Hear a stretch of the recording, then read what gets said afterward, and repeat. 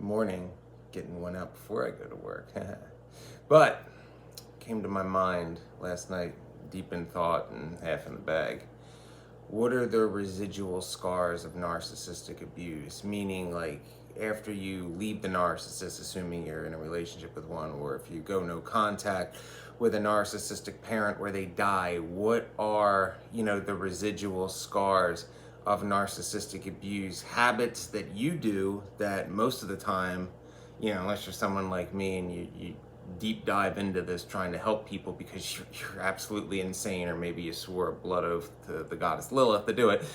But things that most people don't see, you do it without noticing.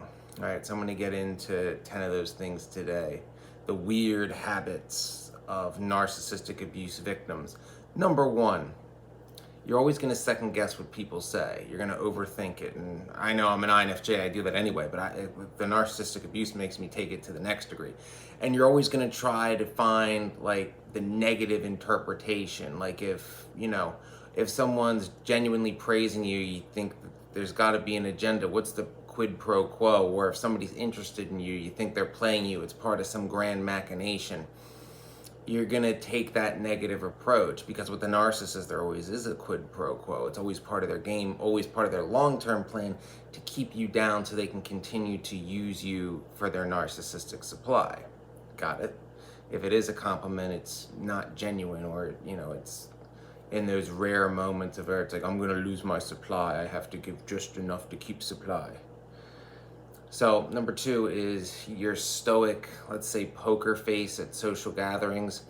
When you're in a group of people, like a large group of people, particularly if you're there with the narcissist, you're gonna try to be as emotionless as possible. You don't want people to read you, especially if you're at the stage where you want to get free of the narcissist, and maybe other people figured the narcissist out for being a narcissist, but you're so beaten down and chained to the narcissist that you can't handle that truth, can't make that move.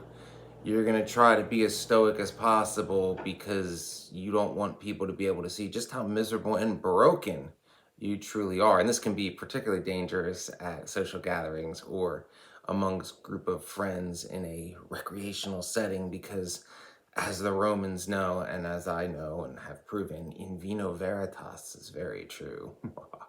So, 3, I'm guilty of this one myself. Overclean your surroundings. Again, INFJ perfectionism comes into play too, but you're going to subconsciously try to eliminate all fault, anything that you can be nitpicked for. The narcissist is always going to find something, but you're going to do your best subconsciously, even after they're gone, to try to mitigate any form of negative criticism. And you're going to go above and beyond to do it because you're so used to being criticized for every little thing, because in the eyes of the narcissist, you don't do anything right and you're never good enough.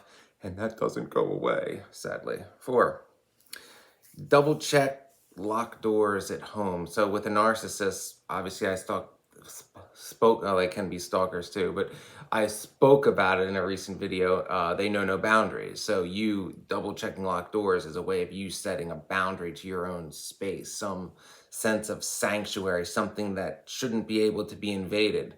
Not that a narcissist, a locked door won't stop a narcissist. They'll try to kick it down, both literally in the physical sense and, with boundaries too. 5, and I'm guilty of this one, you prefer to eat alone. I eat my lunch alone every day in my car. Sometimes I make shorts.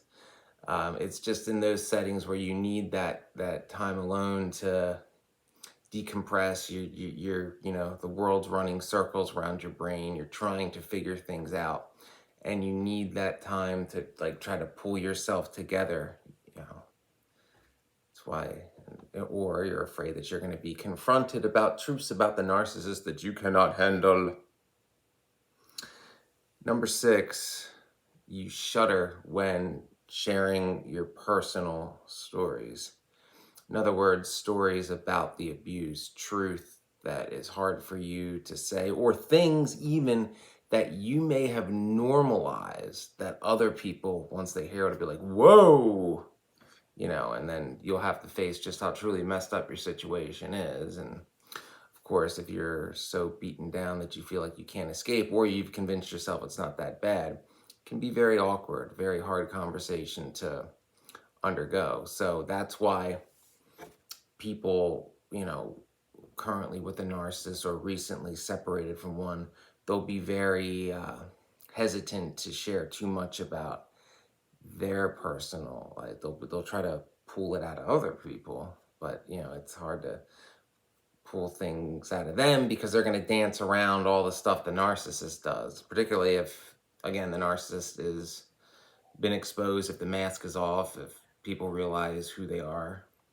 7, you apologize all the time, because with the narcissist, everything's your fault because the narcissist is perfect and you exist to serve the narcissist. So anytime that you're deviating from the plan the narcissist has chosen for you, you are in the wrong, and you are therefore to apologize, because the narcissist knows best, knows all, and has chosen the best path for you. And how dare you exert free will and go for what you want? It's like, no, you should be like ecstatic that I picked you, and you should be honored to follow me 3 steps behind on the chosen path I walk, because I'm the greatest thing that's ever existed because I say so. It's like,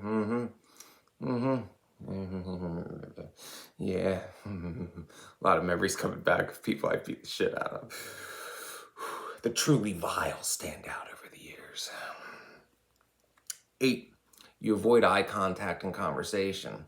This is particularly true with empaths around other empaths and intuitives, because they know we can read them, and they don't, they know we can read them, and they can also tell, like, even, one intuitive's reading another intuitive, they know we see something even if we don't say it, kind of thing. So they don't want people, again, to see it, just how truly broken they are, just how truly depressed they are, how truly unhappy they are, because they don't want to deal with it. They don't want to admit it. They're perhaps in denial. They're perhaps self-medicating. They're perhaps in a situation where they feel all hope is lost and they can never be free anyway. If you go back to, eternal recurrence, curse fate or embrace fate, well, they're embracing fate and convincing themselves it's not that bad. Whereas, you pick the third option, the edge of the coin, and you embrace free will. Very, very hard path to follow. A lot of battles, a lot of twists and turns on that path, but at least you're living for your will and not subservient to somebody else. That's what castrated sheep do. I'm a dragon. Anyway. You hyperventilate when proving a point. So, when dealing with a narcissist, a lot of us eventually get to a point where you can stand up for yourself. However, narcissists will filibuster you all the time. They'll just keep talking and repeat themselves and contradict themselves, all in the same sentence. So you get this hyperventilation thing because you're trying to prove a point as fast as you can, and you just keep talking and talking and talking, and you're afraid that the words aren't going to come out right, and you're afraid that other people aren't going to understand what you're saying, so you just keep trying to get it out. You over-explain things, you use metaphors, and you're scared to let the truth out because you're afraid who's going to believe you, because the narcissist has convinced you that everybody loves them, even though most people can even understand who they are, but they've beaten you down so much when it's just you and them that you're afraid that their truth, what they see the truth as in their sick mind, has become reality, and that you must accept it. And if you deviate from that plan, that you, in fact, will be nothing without them, because that is what they have conditioned you to believe. Got it? Sorry, I'm sure that brings up some wounds for a lot of you that watch this channel, but, my point's valid, and I've proven it. Also that I'm, a little bit of better actor than I pretend to be. I'm still a hack, but, what are you going to do? 10, and the biggest one, is you brush off compliments. You don't see compliments as genuine. You don't see the good in yourself. You don't see your talent. Because remember, as I said in previous videos, narcissists seek people that they see something in them they want to destroy.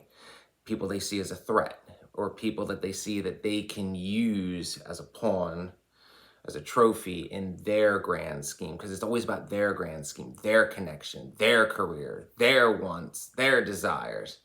And they see somebody with a lot of potential, and they steal that potential, away from what that person wants for their life, and exploits it and uses it to make them subservient to the narcissist, so that the narcissist can achieve what they want, because the narcissist a lot of times is average across the board and couldn't achieve their own goals by themselves. They need to exploit the talents of others, and they love nepotism, cronyism, and good old boys clubs, and bravado, and lies, and, being rats and stepping over people and, all that bad stuff. But to them, they're saving the world no matter what they do, and they see it as justified. So there is 10 residual side effects of narcissistic abuse, 10 weird habits that most of us exhibit, most of, if not all of, when being under the influence of a narcissist or, being free of one, because these habits sadly don't go away overnight. Like and subscribe if you haven't watched my older videos. Hopefully you find it helpful. Support the channel with the links in the About section if you haven't, because YouTube doesn't like me and I don't make much money doing this. That's not why I do it, but it still takes up a lot of my time, and, I wish I could, make it more of a semi full-time thing. I don't know. You get my point. I'll see you in the next one. Hail Lilith.